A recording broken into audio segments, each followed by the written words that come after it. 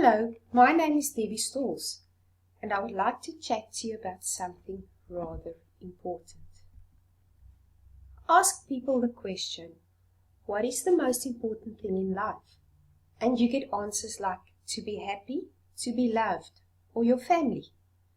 But they forget one of the most important things, something that nobody can do without. Songs are written about it, people cry because of it, and everybody wants more of it. And that is money. A good portion of our lives are spent working for it, or wishing for more. Why then does our current monetary system seem so unfair? Did you know that there is enough money in the world that no one needs to go hungry? No one needs to be cold or deprived of a roof over their heads.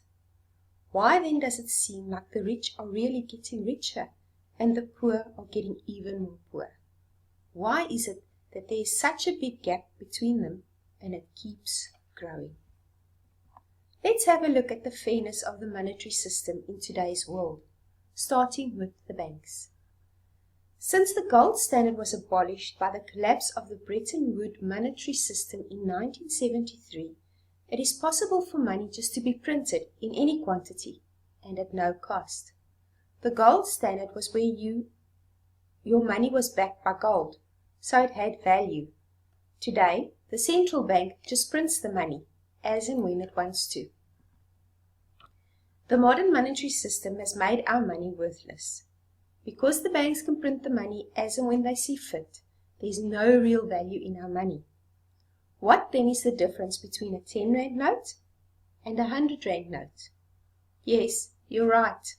It's just the color of the ink printed on the paper that is different. Now let's have a look at what the banks do with your hard-earned money. You work hard all month to get a salary, which you deposit into your bank account. For argument's sake, 1,000 Rand. Did you know that the banks may borrow 900 Rand of that money to people asking for loans, without asking your permission? The borrowers must then pay the banks the 900 Rand back with interest. And that is how the commercial banks turn 1,000 Rand into hundreds of thousands of rands. Now the poor borrowers have to work very, very hard to pay back those loans, when the banks are simply printing money as they want. The sad thing is that some of the borrowers now work for the rest of their lives to try and pay off their debt. They are in effect the slaves to debt, slaves to the money masters. Let's say you're a farmer who produces apples. You have a lot of hard work to do. You've got to pick the apples, sort them, pack them, and get them to market. But you and your labor force can only do so much physical work in a 24-hour day.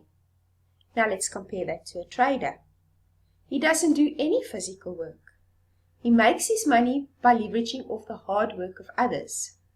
He makes more money than the worker picking the apples will ever make, and he does less work. Is this fair? No.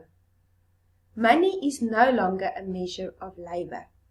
The modern monetary system has made productive work unprofitable. But how can we change the world for the better? How can we make a difference? MMM is a global mutual aid community. It is free to anyone who chooses to make a difference in their lives and the lives of others. It is a community that is built on trust, respect, and above all, honesty. The main focus of the community is not for people to get rich, but to help make the financial relations between everyone more fair, no matter what your social status is. MMM encourages the community to take part in charity events too, where we give freely of our time and money to make lives a little better and a little easier for those less fortunate.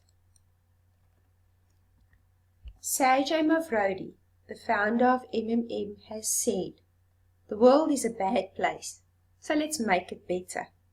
And I believe with MMM, we have the recipe to do just that.